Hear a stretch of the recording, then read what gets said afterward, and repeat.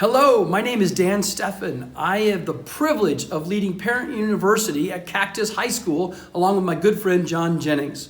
My wife Nicole and I have 3 kids, Josh, Luke, and Abigail. 2 of them have already graduated from Cactus. Abigail is a sophomore there now.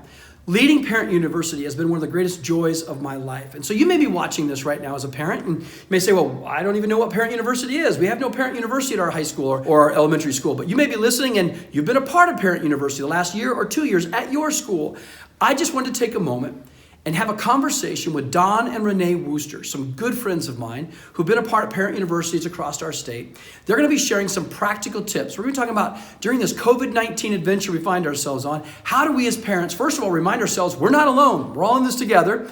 Secondly, some practical tips on how we can move through this season together as parents. To remind you, not alone. And you know what? Sometimes you're thinking, man, am I totally messing this up? And things are happening in my home and everything's in chaos. And how do I get this homework done? And I don't even know how to get online right now. Or maybe you're struggling even to, for a long time, you didn't even have a computer for your kids to do online work with. Basically, this video is 50 minutes long. We broke it up into 5 different sections. So you don't have to watch the whole thing at once. There's 5 different small videos within this big video. You'll find some practical tips to help you move through this time together. It's just our privilege to come to you during this time when we can't gather on our high school campuses and our elementary campuses and host Parent University. We wanted this video to be an encouragement to you today. Have a strong week.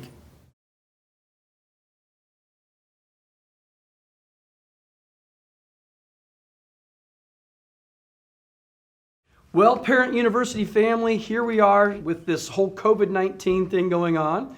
I got my good friend Don Worcester, our top talent when it comes to Parent University, the top talent, all right? The most demanded speaker of Parent University that we have. And we can't get together right now in groups and talk, which I miss. This relational Dan is dying because of that right now. Oh my gosh. And so, and we're almost 6 feet apart and we have our hand sanitizer. Yes. Which, you know, if you're like jealous where we found hand sanitizer, there's really not much left. So, Parent University is all about letting us know as parents that we are not alone. Yeah. And if we ever felt more alone, probably any time in life we felt more alone, it's right now in what we're going through. One of the first things we want to talk about, Don and I, is talk about the issue of stress. So, Don, you were telling me a little bit ago about the definition of stress or what brings stress. Talk about that for a second. Yeah, Steve Taylor's a Canadian psychologist who wrote a book about the psychological impact of global pandemics.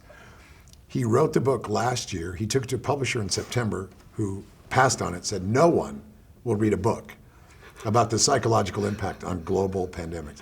He finally found a publisher. That guy's fired now. Yes. He's done. He has no more job. He found a publisher at the end of October, so the book came out 6 weeks before the virus was announced.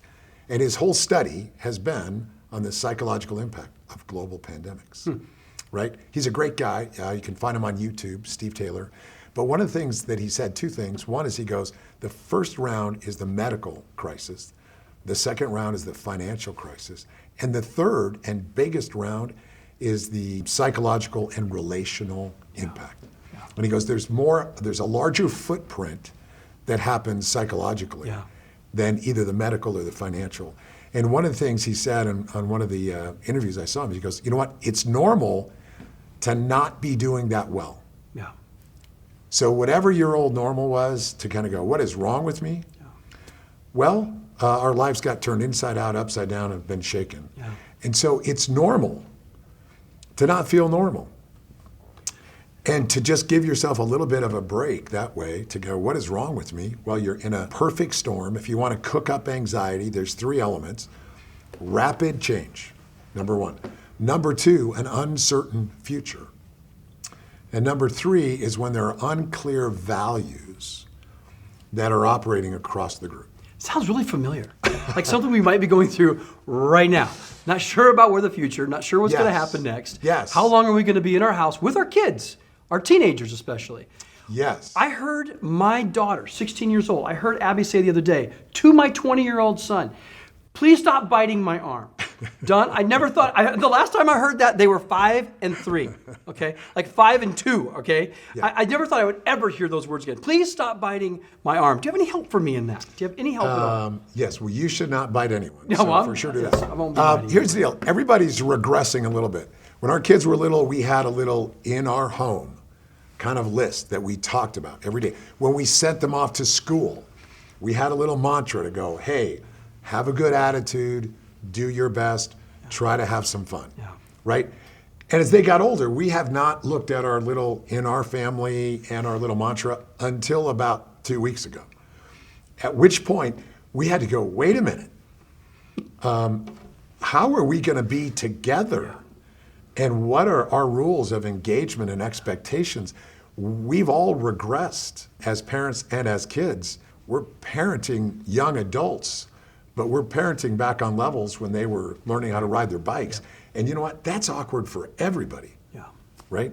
And our kids are all at different places. Like my oldest son, he is relationally deprived. He lives by relationship and getting together with his friends.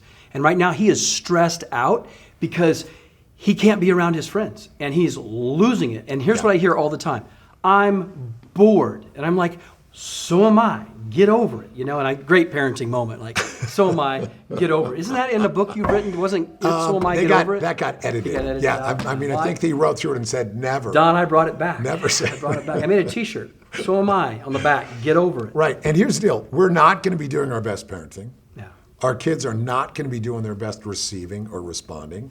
We are more raw. We are more agitated. We're having bigger reactions and less responses. We're set off more easily. And guess what?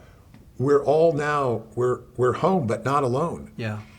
This is a little bit like a camping trip where you're all in the tent and you love the people you're with, but there isn't room to hide. There isn't the space.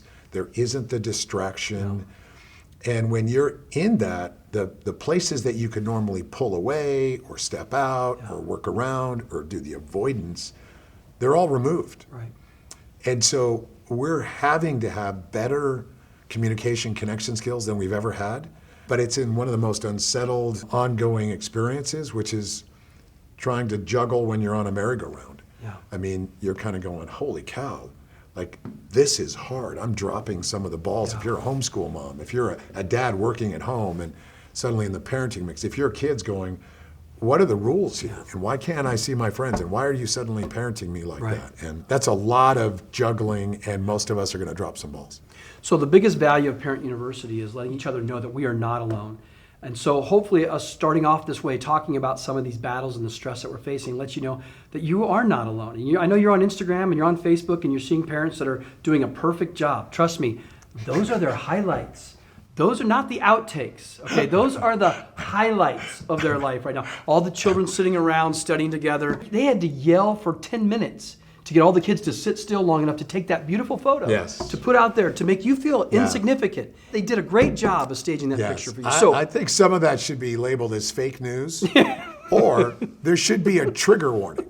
On that note, the trigger warning is you're about to see a perfectly sane I'm triggered family, already. I'm triggered already. A 6-year-old inventing cold fusion, perfectly behaved parent. There should be a trigger warning before we have to view that, because that is triggering. Give us some practical tips, Don Worcester. Help us out. How can we communicate better in these times? How can we connect better with our kids during this time? How can we homeschool? And I think we're going to bring your wonderful wife, Renee, in